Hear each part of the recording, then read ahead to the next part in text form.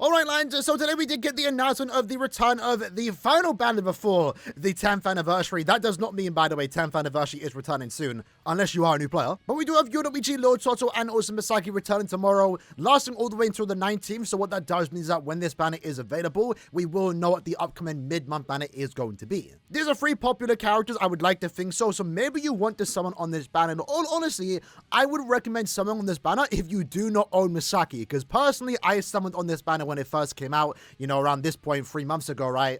Unfortunately, didn't get a single one of them. All 3 characters are good in their own right. But Masaki right now, especially for someone that does care about Guild Quest scores, has been one of the worst characters to miss out on because of what she does offer.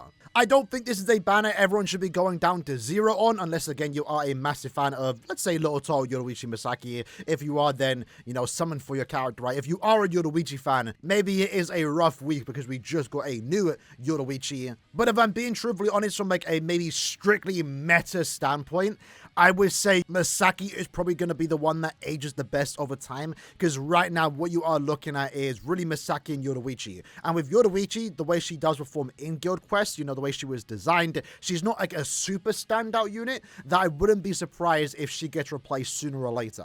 The way a character like Masaki does work, at least in the context of Guild Quest, there is no replacing her to a certain extent until there's a character better than her that offers more than what she offers in particular.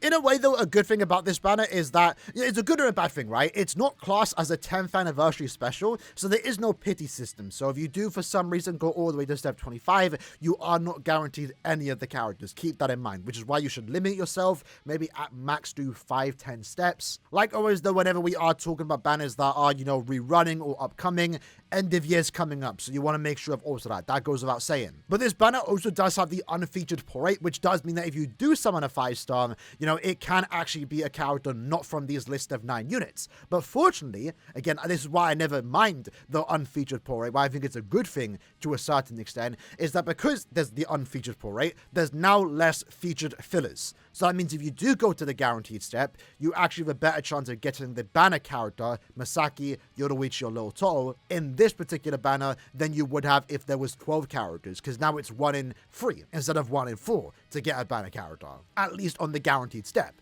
But having a closer look at the actual characters themselves, first up we have Yoruichi. Yoruichi is overall a good unit that doesn't really stand out anywhere besides the EX skill that she does have. When you have a look at her damage output, she does have Frenzy +2, free in Guild Quest, and also the 80% spiritual pressure boost with an increased chance to inflict drain, and then 40% more damage to drained enemies. Keep in mind, she does have 20% more damage at full stamina, which goes well with the drain, as that's going to allow her to stay at full stamina. But one thing you are going to notice here is that she is lacking strong attack damage. Unfortunately, in this case, she did get 70% devastation. That definitely does hurt her.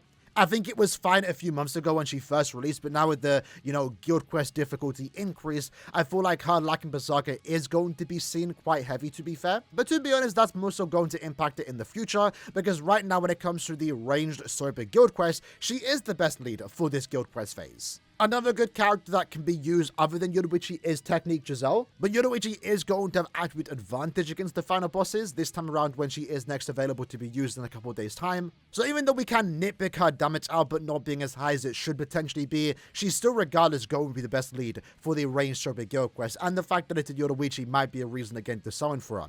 One thing that does make it unique though to a certain extent is her EX move, as it does provide a 50% spiritual pressure boost, or increases her spiritual pressure boost by 50% for 10 seconds. It's one of the best EX moves in the game that characters like Fullbring Bankai Ichigo have, Bankai Renji, and also 9th Anniversary Kenpachi. Although do keep in mind she has a weaker version, as it's only increasing the spiritual pressure boost by 50% instead of the usual 100%. So again, they did hold back on this character for some reason, but even though I do have problems with this character, she's still going to be your best go-to character again for the ranged Super Guild Quest. When it comes to Liltotto, she's mostly just going to be a farming unit.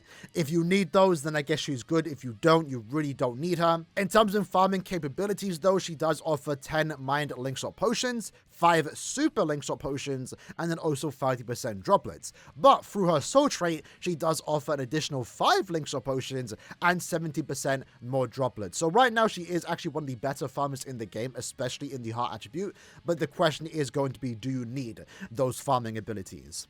Other than that, she does have some unique support abilities going for her, as she does have a 30% team boost to any heart character that is able to inflict a status augment. She does also then boost their strong attack damage by 20% and also increases their summon damage by 30%. So despite it being a farming character, she does have those support abilities, which I think is nice. I don't use it all too much, but that's basically what she has going for her. Then our third character that is returning is going to be Masaki, and she was one of those characters that came out and everyone thought should be dead on arrival, because she is designed to be used in the melee Espada guild quest, where right now, 9th anniversary Kenpachi can solo it by himself. You don't need Masaki for the melee Espada guild quest, but what you do need Masaki for is every other GQ. But having said that, you actually do need her for melee Espada. You can use her there. And the main reason for that is going to be due to two things that she has access to.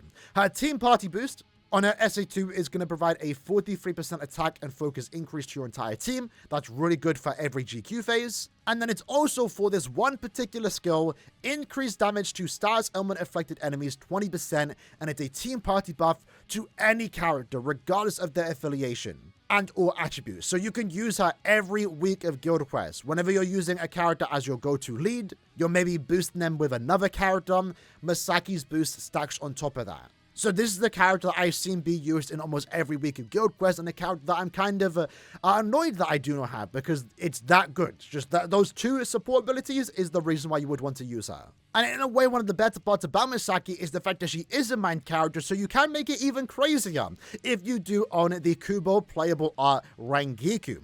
Because Rangiku is a main character with an EX soul trait that offers more damage to enemies inflicted by a status augment. It starts out at 12%, but it can go up to 20% when you do have a max transcended. So, you know, in a way, every guild quest phase, you can just be guaranteed a team boost and then 40% more damage at the lowest 32%. Every single week in GQ for every character. And then you can just focus on those two other slots to be a normal attack damage character or your main go-to SP unit. So yeah, in all honesty, Masaki is quite a normal attack damage character. She doesn't do anything special in a way, but it's just thanks to that one skill and the fact that she is a team booster makes her one of the best supporting characters in the game for any guild quest phase. So personally, I am summoning tomorrow just the discounts because I'm low on orbs, and I also do want to save up for end of month banners and upcoming end of year. But I think if you are missing Masaki, do the discounts. It shouldn't hurt, right? But that's it for the three main returning characters. As for the other characters, Yoruichi is a normal attack damage character designed to be used in the melee Aaroniero guild quests. He does actually buff speed characters, so if you are using Esnot, for example, he does get better when you do have Yoruichi in the team. He doesn't provide a team boost though, so he is kind of eventually going to get replaced. I personally do not have him and don't really need him. But if you do need that normal attack damage support, he is going to be a good character for guild quests. Bambietta is a really good melee rank killer for the technique attribute. Keep in mind though, she is currently free in the current 6-star ticket that you can pick in the first half of the month. So if you are missing her and want her, you can just pick her up for free with that summon ticket. Candice might eventually be free in the coming months, again through the 10th anniversary exchange, but she's a really good normal attack damage character in the ranged Stammered guild quest, and also has usability in Brave battles as a dodge stall unit for the most broken character in Brave battles, that being Uryu. Jushiro is a plus 10 Link's farmer, but a really good support character for any technique story, but in this case, one of the go-tos is going to be Bankai Renji. He gets really good support damage from a character like Jushiro. Nila Rose is just a plus 10 Link's farmer, and then Niel is a super Link's farmer. So yeah, the banner fills, you know, are decent, not anything amazing. I think Yoruichi to a certain extent is a standout. I think is one of the few times he has returned. He is a seasonal, so that's something to keep in mind. I guess it's nice to have some extra Blood War characters here, but like I said, to me personally, I just really care about Masaki. Yoruichi would be a nice addition to my account because again, I am lacking every character here. Liltotto would be nice because she's a new unit for me. So because I am missing 3 of the new characters that are returning, 4 if you count Yoruichi, I definitely will be doing the discounts again strictly for Masaki. I think Masaki is a really good unit, and if you are super deep into guild quests, you might even go 10 steps just for Masaki. Wouldn't recommend that, but again, that's your choice. So that's pretty much what this banner does offer in a nutshell. Again, definitely recommend doing the discounts. How deep you want to go after that, it comes down to you. Remember, again, save orders for end of year. It is coming up. But with that said, hope you guys enjoyed the video. I'll see you guys next time. Take care and peace.